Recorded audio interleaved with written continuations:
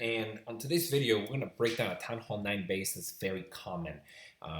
Maybe this might become a series, but I tend to think most bases in Town Hall 9 are you can do a GoHoBo on or a Witch Slap. So we're going to break this base down for a GoHoBo. I've done it quite a few times. It's not very complicated, and kind of once he gets the mechanics down on the attack, you should be able to do 9 out of 10 bases at 3-star with GoHoBo. So let's begin the breakdown. So let's recap. On the previous video, we talked about the main threats to a hog. The main threats to a hog are the bombs, the bomb tower, the royals, and the clan castle troops. Now, whenever you plan your attack, you want to maximize all the things that you're taking care of. So if you can get both the royals and the CC and maybe a bomb, that's a good kill squad. If you can guarantee the bomb tower, the royals, and the CC, that's a given. You at the very least have to do the queen and the clan castle. If you cannot guarantee that you're gonna kill those two things, the queen and the clan castle, then maybe you should try a different strategy. Because the queen, I think at like in the level 20s and 25, she will one-shot hogs, and your hogs will disappear really fast. King is very similar, but at least the king is kind of slow. The clan castle troops, same thing. If you get an electro dragon in there and the enemy CC, that electro dragon is gonna take out 5 or 6 hogs in one hit. So you have to make sure that you have contingencies for that. So this base, again, is very common because there's very easy access into the base. And we're looking at, again, we're going to talk about the things we need to take care of here.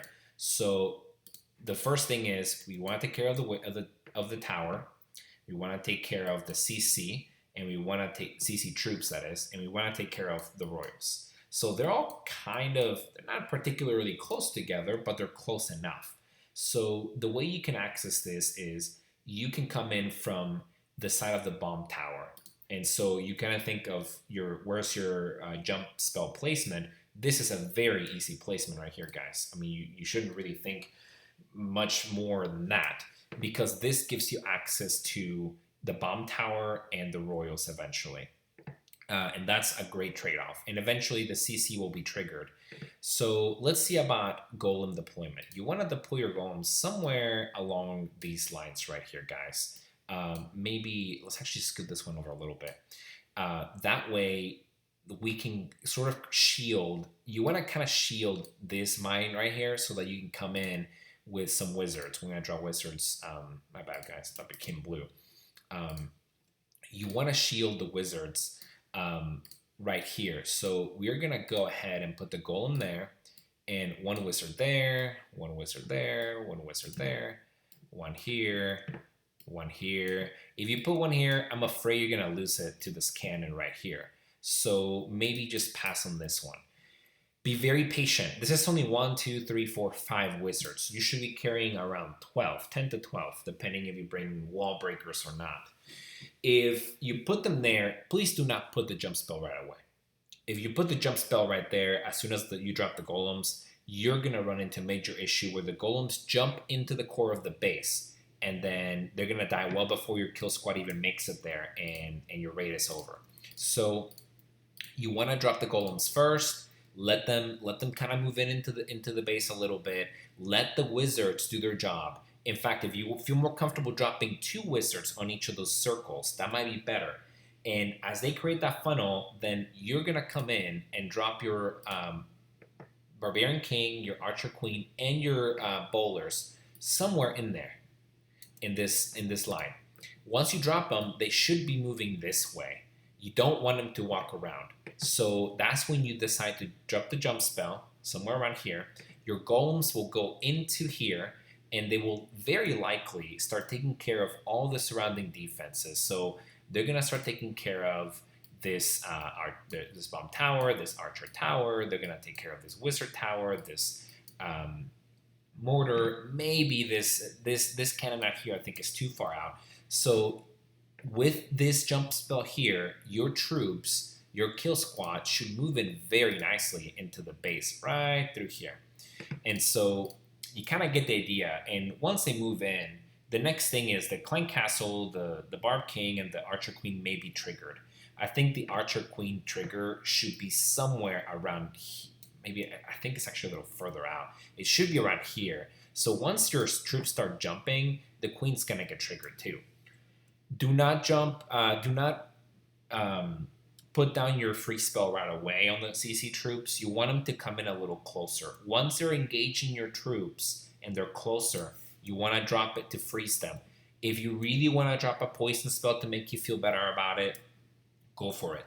Drop a poison spell. But I prefer to save the poison spell for the little skeletons that are going to be chasing your hogs all throughout the base, and they could kill most of your remaining hogs. So I would save that poison and maybe 1 or 2 wizards for cleanup. So once they take care of that and they start coming in and the king and the queen are engaged with your kill squad and the CC presumably is taken care of, you want to come in with the hogs. How do we do that? Well, you want to pick a side of the base where you don't want to drop them all in one spot. So here, this is perfect because you can drop one right there and right there. So you can just 2-finger drop on those two and they're going to take care of that cannon and of that. Now, you don't know if these gaps have bombs or not. Do not drop your heal spell right away. Your hogs can take a little bit of damage.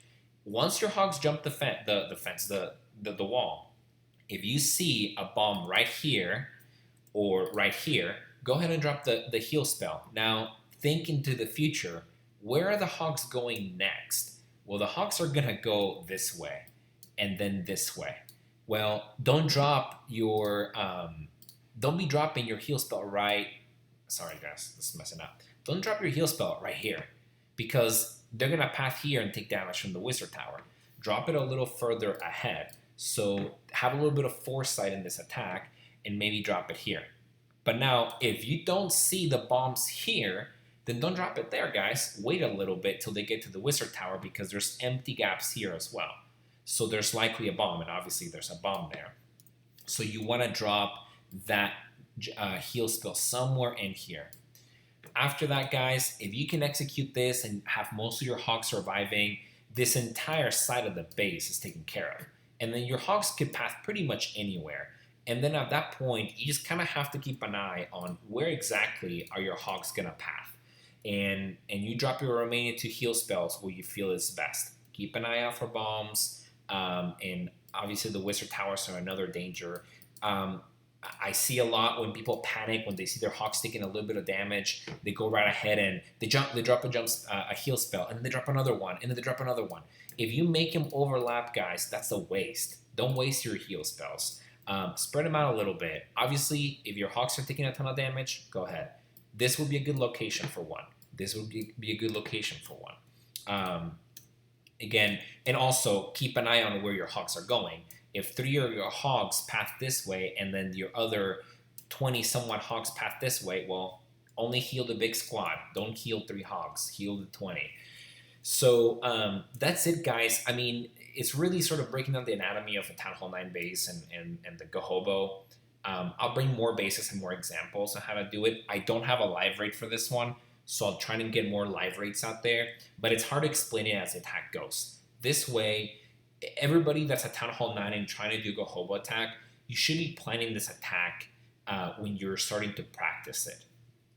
It takes a lot of effort and planning, but once you start doing it, it becomes more natural to do the attack. You don't have to draw it every time. If you're not consistently getting 3 stars with this attack, you need to practice it and you need to draw it out before war. Don't go into war just thinking you can just wing it, even if it's a base that you've done.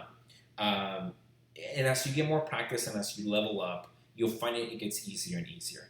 So don't be discouraged, guys. I've seen people like Razor who began and couldn't get even a 1 star on a GoHoBo is now, I would say, fairly consistently high 2-starring or even 3-starring Town Hall 9 bases, fairly maxed out too. So you can see he's made a lot of progress. You can also make a lot of progress. So yeah, guys, if you have any questions, just let me know, comment below, subscribe, and go ahead and hit me up on Discord and show me your screenshot before your attack, and that way we can get you that 3-star in war. and we will see you guys in the next video.